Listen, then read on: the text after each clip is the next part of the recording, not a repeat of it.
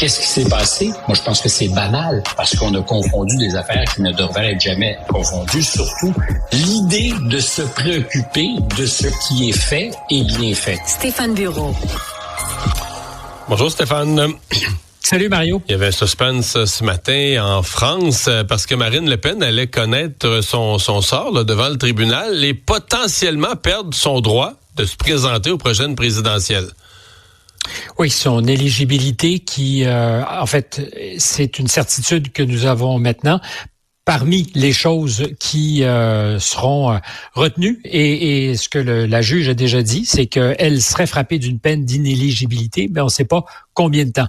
Le parquet avait requis 5 ans, et au moment où on se parle, quand tu disais suspense, ça fait 2 heures qu'on égrène ce long jugement et on ne sait pas encore si Marine Le Pen sera frappée d'une peine d'inéligibilité de 5 ans ou de moins.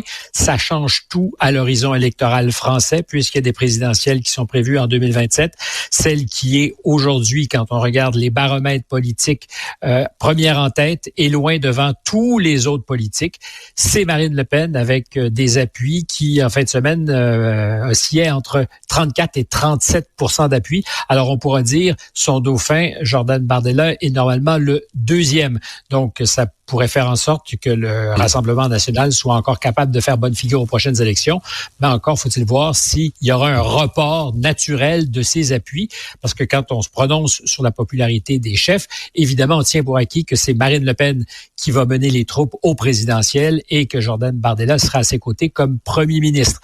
Mais Stéphane, ce qui est important, on parle de la peine. Il faudrait peut-être rappeler pour les gens qui nous écoutent voilà. le crime. Là, parce que c'était un dossier qui a traîné, qui a plusieurs partis politiques qui ont baigné là-dedans, là.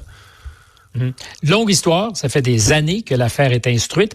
Alors, ce qu'on reproche, c'est que le Front national, à l'époque, parce que c'est comme ça qu'on l'appelait, à l'époque où son père, Marine Le Pen, était aux manettes, Jean-Marie Le Pen, qui est devenu le Rassemblement national, le Front national, qui avait des députés au Parlement européen, qui en a toujours, aurait abuser, détourner des fonds du Parlement européen en vue de payer des employés du parti qui avaient des activités qui étaient sur le territoire français pour le parti en France, qui avaient des activités partisanes en France, mais qui n'étaient pas liées au travail des députés au Parlement européen. Donc, on avait un budget pour embaucher des adjoints parlementaires pour aider le travail parlementaire au Parlement européen. On versait ces salaires-là, on les mettait sur le payroll, on prenait ces salaires-là, mais dans les faits, les gens faisaient de l'organisation, faisaient du terrain pour le parti en France et non pas du support législatif à l'échelle européenne.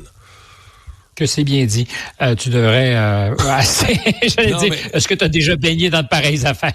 Non, mais je veux dire, c'est assez facile à comprendre. C'est-à-dire qu'eux autres, ils se disaient, regarde, on a des budgets pour payer du staff, on va leur faire faire ce qu'il y a de plus urgent, alors que les sommes sont réservées pour une fin précise, là. Et on parle de sommes importantes, puisque c'est 21 000 € par mois par député qui est donné pour les appuyer dans leur travail de parlementaire au Parlement européen. Or, ces sommes ont servi à signer des contrats avec des gens qui pouvaient être secrétaire de Marine Le Pen pour ses opérations françaises, garde du corps, toutes sortes de choses. Et ça a duré pendant des années. Le préjudice est évalué aujourd'hui à 4,1 millions d'euros. C'est quand même des sommes conséquentes. Les gens du Front, du Rassemblement aujourd'hui, ne sont pas les seuls à avoir été montrés du doigt. Le MoDem, qui est le parti du premier ministre, M. Bayrou, a aussi eu à affaire à la justice. D'ailleurs, le parti... Parce que l'impression, Stéphane, c'est que tout le monde faisait ça. En tout cas, que beaucoup de partis faisaient ça. Là, au Parlement européen, il n'y avait pas tant de dossiers. Les employés n'étaient pas, c'était pas si surchargés et tout ça. Fait que ça devenait de l'argent disponible pour faire de la politique à l'échelle locale. Mais ça reste que c'était interdit, c'est illégal. C'est illégal. Ce qu'on apprend aujourd'hui. Et on parle d'un système central et organisé dont Marine Le Pen était la grande patronne, la grande ordonnatrice. C'est ce que dit la juge en égrénant justement ce long jugement. Il y a 25 co-accusés, dont Marine Le Pen. On sait d'ores et déjà que Marine Le Pen et 8 autres députés à l'époque sont reconnus coupables d'avoir détourné ces fonds-là. On sait aussi qu'ils seront, pour la plupart, ils seront condamnés à des peines d'inéligibilité, mais des peines de prison. Ce qui était requis par le parquet contre Marine Le Pen, c'était 5 ans de prison, dont au minimum 2 fermes, sinon même 3 fermes, 300 000 € d'amende.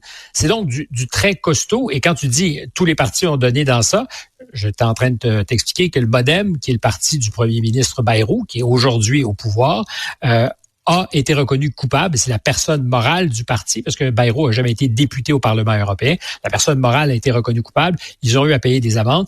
Bayrou, lui, a été relaxé, donc jamais tenu pour responsable ou coupable de quoi que ce soit. Mais c'est vrai que... Et puis, il y a les Insoumis qui font face à des accusations semblables. Pour l'instant, le procès n'a pas commencé, ça n'a pas été audiencé, mais c'est vrai que plusieurs partis politiques ont été éclaboussés. Jamais on a vu un système qui était construit, organisé, comme apparemment ça se faisait au Front national à l'époque, puis c'est des sommes, je le répète, conséquentes. Mais ce que ça signifie, c'est que, parce qu'on demande une exécution provisoire, qui est un peu mal nommée comme mécanique, en fait, c'est une exécution immédiate. C'est-à-dire que si Marine Le Pen, et on pense qu'elle le fera comme tous les autres co-accusés, va aller en appel en disant non, on reconnaît pas notre culpabilité, mais ce que le jugement aujourd'hui dit, c'est que vous pouvez aller en appel, et donc vous irez pas en prison, vous paierez pas d'amende, mais votre inéligibilité, elle, vous pouvez pas en appeler. Elle s'applique maintenant. Et pour Louis Alliot, qui par exemple est maire de Perpignan, il perdra sa mairie si c'est tout ça sur le champ. Immédiatement, sur le champ. Contrairement à Marine Le Pen, qui, elle, pourra continuer à siéger à l'Assemblée nationale. Mais si cet été, le président décidait de la dissolution de l'Assemblée nationale, ben, elle ne pourrait pas se représenter à nouveau pour briguer les voix dans son comté pour lequel elle est présentement la députée. Ça change surtout quelque chose à l'horizon des élections présidentielles parce que, et c'est ce que je te disais, ça se passe en ce moment. Il est possible que ce qui était requis par le parquet, c'est 5 ans d'inéligibilité. Là, il y a plusieurs de ces co-accusés qui ont été reconnus coupables et condamnés à 2 ans. Mais 2 ans d'inéligibilité, on est en mars 2025. Les élections présidentielles auront probablement lieu en avril ou en mai 2027. Alors, qu'est-ce que ça signifie? Que tu ne peux pas te présenter au moment où tu déposes ton dossier de candidature si tu es jugé inéligible ou si tu es inéligible jusqu'au jour des élections. Mais c'est-à-dire que si au jour des élections, elle était à nouveau éligible depuis 2 semaines, est-ce qu'elle pourrait faire campagne n'étant pas éligible? C'est des vraies questions. C'est une question intellectuellement intéressante. Est-ce qu'une personne non éligible peut faire campagne en disant « je serai éligible le jour du vote, je serai redevenu ». Et là, j'écoutais. Alors, c'est comme par exemple, si on dit tu ne peux pas être maire d'une municipalité à moins d'avoir 18 ans. Si tu commences ta campagne à 17 et qu'au jour des élections, tu as 18 ans, c'est le cas en France. Tu peux faire campagne alors que tu n'es pas majeur si le jour des élections, tu l'es. C'est la même chose ici. Est-ce qu'on va appliquer la même logique avec Marine Le Pen ou encore tu ne peux pas déposer ta candidature si tu es inéligible, auquel cas, elle ne serait pas candidate. Et là, tu as 35-40% des électeurs qui disent, ben, notre candidate, celle qu'on appuie, ne pourra pas être la prochaine présidente s'il fallait qu'elle gagne.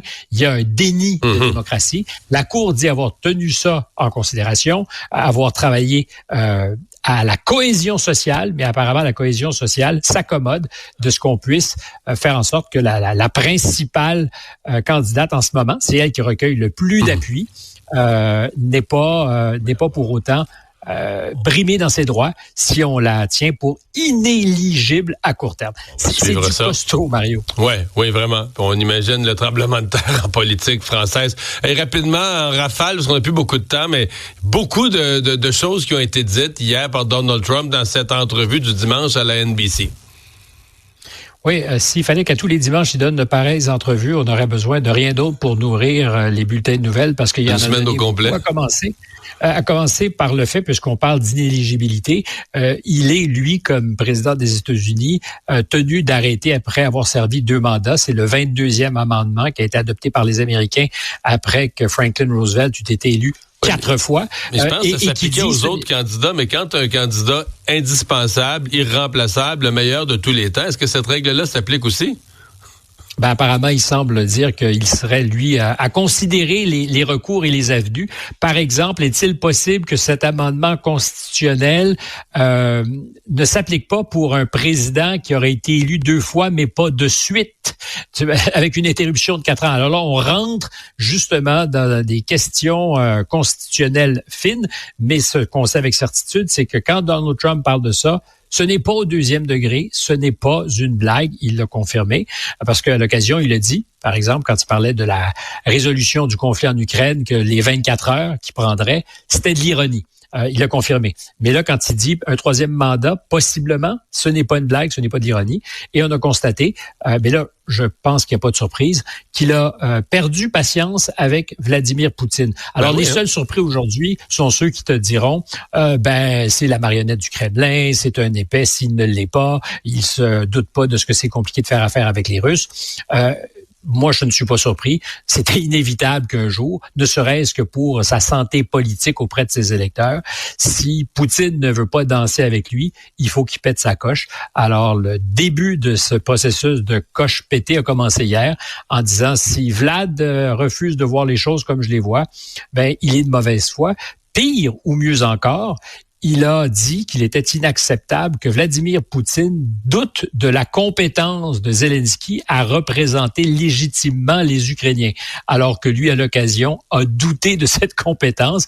Mais là, parce que Vladimir Poutine disait, je sais pas si on peut faire affaire avec Zelensky, qui a pas été élu en mai dernier, alors qu'il l'aurait dû s'il n'y avait pas eu de guerre. Trump dit non, on doute pas de la compétence, on doute pas de la légitimité de Zelensky. Ça annonce une chose avec certitude, c'est que c'est beaucoup plus compliqué peut-être qu'il ne le pensait et qu'on est aujourd'hui peut-être plus loin d'une entente de paix négociée ou d'un cessez-le-feu qu'on l'était il y a 8 jours avant que Américains, Russes et Ukrainiens se retrouvent en Arabie Saoudite. Stéphane, merci. À demain.